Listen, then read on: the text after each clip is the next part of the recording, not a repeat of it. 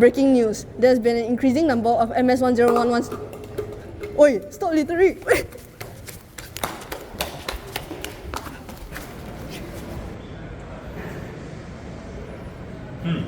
A polyethylene terephthalate bottle. These have become a mainstay in our daily lives. Why is that? Well, first of all, they are very lightweight and thus extremely convenient to carry around.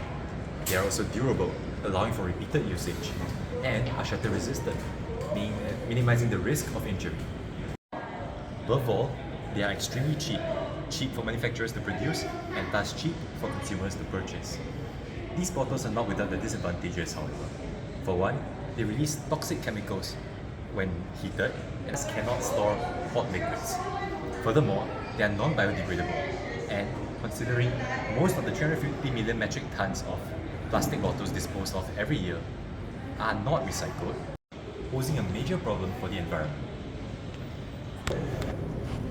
Glass has been the preferred packaging material for beverages for many years, mainly because of its unique properties. Its impermeability to gases ensures the beverage retains its original flavour and carbonation over time, making it ideal for products like soda, beer and sparkling water.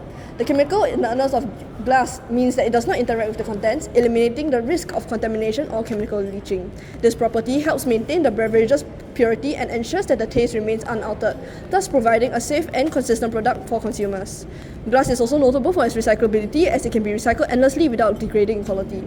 The recycling process involves melting down old glass and reforming it into new containers, which reduces the need for raw materials and helps to conserve natural resources like sand and limestone. Using recycled glass in the manufacturing process lowers the amount of energy required, as melting recycled glass consumes less energy compared to starting from raw materials.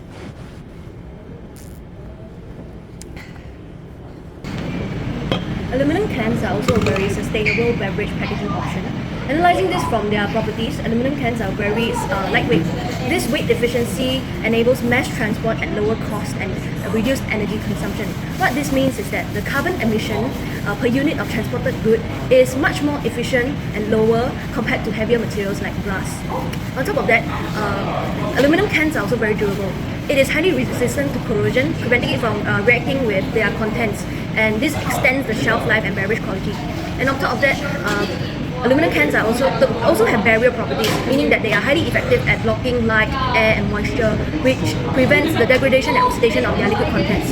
When you pair those properties with the fact that aluminum cans are highly recyclable, in fact they are infinitely recyclable as they do not degrade during each recycling cycle. This means that there is no consumption of natural resources to produce virgin aluminum cans. New aluminum cans can be made from recycled aluminum cans, and this means that aluminum cans are a truly sustainable option for beverage packaging.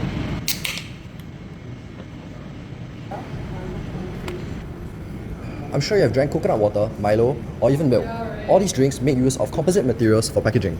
The packaging of these materials is made of layers of aluminum, polyethylene, sandwiched between various layers of paperboard, held together by a low-density polyethylene. The paperboard provides structural strength and rigidity. The polyethylene offers a moisture-bearing and sealing. Aluminum foil acts as the barrier against light, oxygen, and external contaminants. Low-density polyethylene is used as an adhesive layer bonding materials together.